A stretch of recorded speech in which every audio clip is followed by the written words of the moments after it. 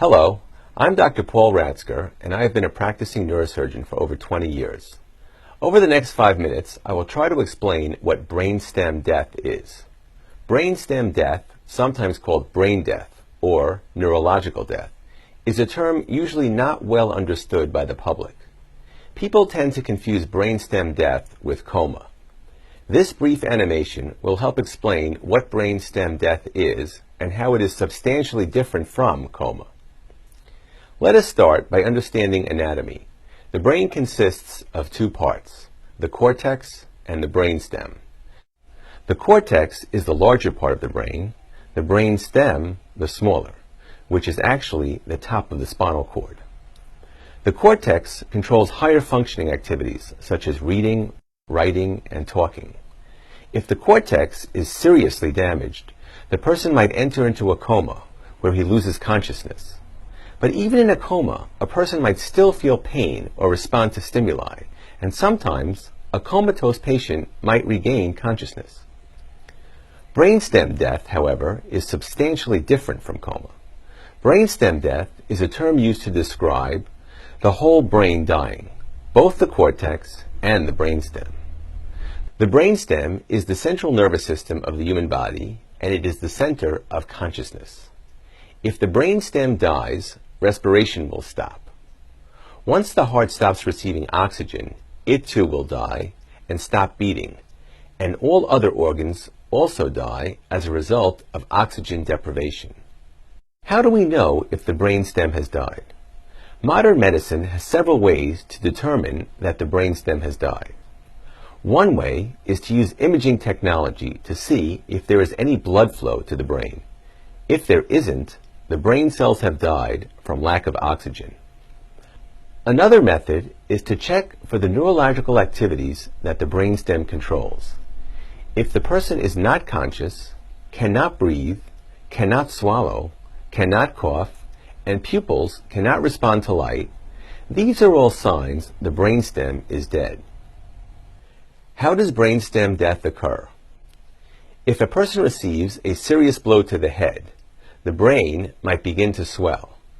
Since the skull is made of hard bone, it does not allow the brain to expand.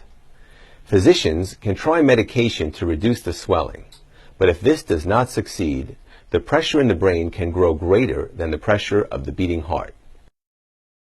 Once this happens, the heart can no longer successfully force oxygenated blood to the brain. With no blood supply to the brain, the whole brain dies due to lack of oxygen.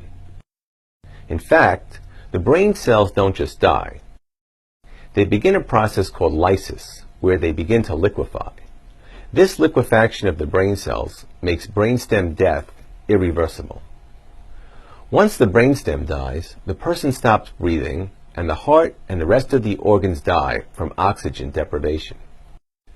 How is it possible, then, for the heart of a brainstem dead patient to continue beating? Where does the heart get oxygen from?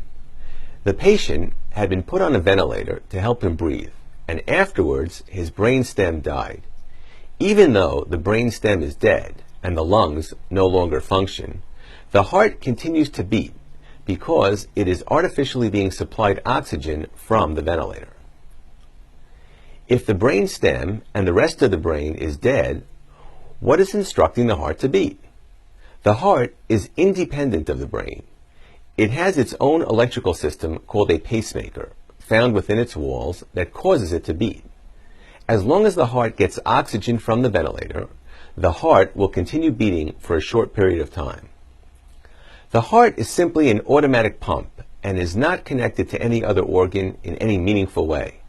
In fact, a transplanted heart, for example, does not get connected to the brain of the recipient. After the onset of brainstem death, if the deceased is left on a ventilator, how long will the dead body's heart continue to beat?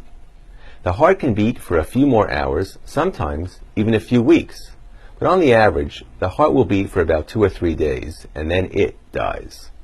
Brainstem death is death. It is irreversible, and systemic failure of all organs is inevitable.